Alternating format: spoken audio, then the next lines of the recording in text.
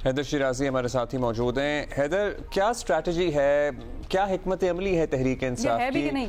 हम भी कंफ्यूज्ड हैं। जाहिर है आप बहुत करीब हैं इनके हलकों के, आप कवर करते हैं, आपकी गहरी निगाह है। सो पार्टी के अंदर भी उतनी कंफ्यूजन है जितने वोटर सपोर्टर में और दीगर लोगों में?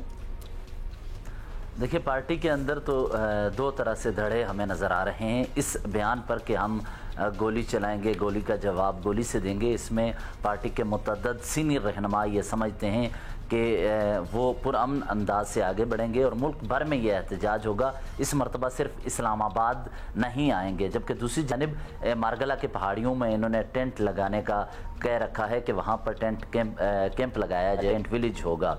दूसरी जानिब इमरान खान ने अडयाला जेल में गुफ्तगू करते हुए कहा है कि चूँकि इस वक्त खित्ते की सूरत हाल ऐसी है तो हमें भी अब रियासती अदारों की जानिब से वज़ीर आज़म और सदर और मौजूदा निज़ाम में जो फैसला साज हैं उनकी जानिब से वाज़ेह मौक़िफ़ आने के बाद ही अगला लाएअमल तय करना होगा। तो इसीलिए उन्होंने सबसे पहले ये चीज़ रखी है अपनी पार्टी के सामने कि पहले हुकूमत की जानिब से ईरान इसराइल कशीदगी पर वाज़ेह मौक़िफ़ आ जाए, फिर हम अपना मौक़िफ़ देंगे। दूसरा, उन्होंने कहा है कि मुहर्रमुल हराम के बाद ही ये एहतजाजी तहरीक को आगे बढ़ाया जाए और इस हवाले से उन्होंने कहा है कि इस वक्त मुल्क के अंदर इत्तफाक की ज़रूरत है, तो आप इत्तफाक व इत्तेहाद बरकरार रखें। और इस सिलसिले में पार्टी के मुतअद्दिद रहनुमा ऐसे भी हैं जो चाहते हैं कि समझते हैं कि ये तहरीक के ज़रिए इस तरह हम अपने नताइज हासिल नहीं कर सकते, तो लिहाजा बातचीत और मुज़ाकरात का अमल आगे बढ़ाया जाए।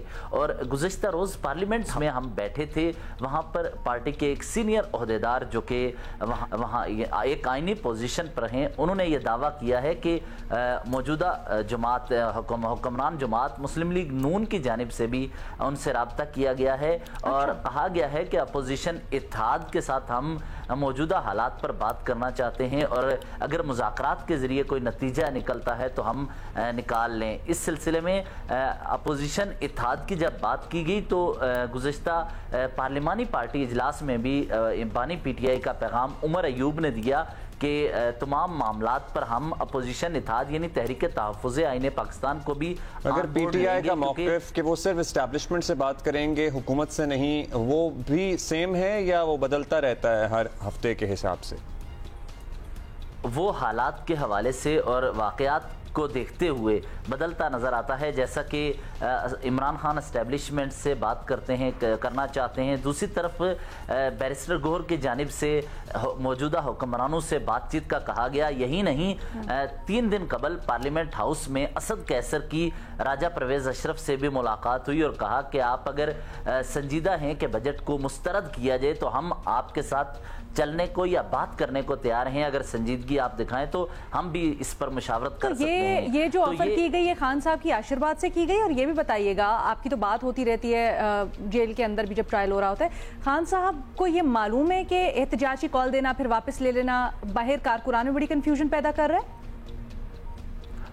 बिल्कुल, ये कन्फ्यूजन तो है। इसकी वजह ये समझ लें या ये मामला इसलिए भी अहम है क्योंकि अली अमीन गंडापुर पर बहुत ज़्यादा तनकीद की जा रही थी। इमरान खान ख़ुद भी नाराज़ हुए चंद वाक़यात की वजह से, लेकिन अली अमीन गंडापुर अब अपने जान की बाजी लगाते नज़र आ रहे हैं। वो गोलियां चलाने का दावा कर रहे हैं और जज्बाती बयानात दे रहे हैं। लेकिन हकीकत ये है कि अली अमीन गंडापुर और बैरिस्टर गोहर इस वजह से भी एक कदम पीछे हटे हैं कि मुज़ाकराती अमल में वो शरीक ना हों, क्योंकि बानी पीटीआई की तरफ से भी बाज़ मौक़ों पर उन पर एतमाद नहीं किया जाता। जब वो बाहर आते हैं तो वर्कर्स की जानिब से भी उन्हें शदीद गुस्से का सामना करना पड़ता है। तो वो ऐसी जगह पे जा चुके हैं जहां पर आगे खाई है और पीछे भी उन्हें एक तरह से खराबी नज़र आ रही है। तो लिहाजा ना वो आगे बढ़ पा रहे हैं ना एस्टैब्लिशमेंट से बातचीत कर रहे हैं, क्योंकि वो ये समझते हैं अली अमीन गंडापुर और बैरिस्टर गोहर कि अगर एतमाद करना है तो बानी पीटीआई हम पर एतमाद करें, वरना वो खुद भी किसी पोजीशन में नहीं पहुंच सकते कि कोई राह निकालें।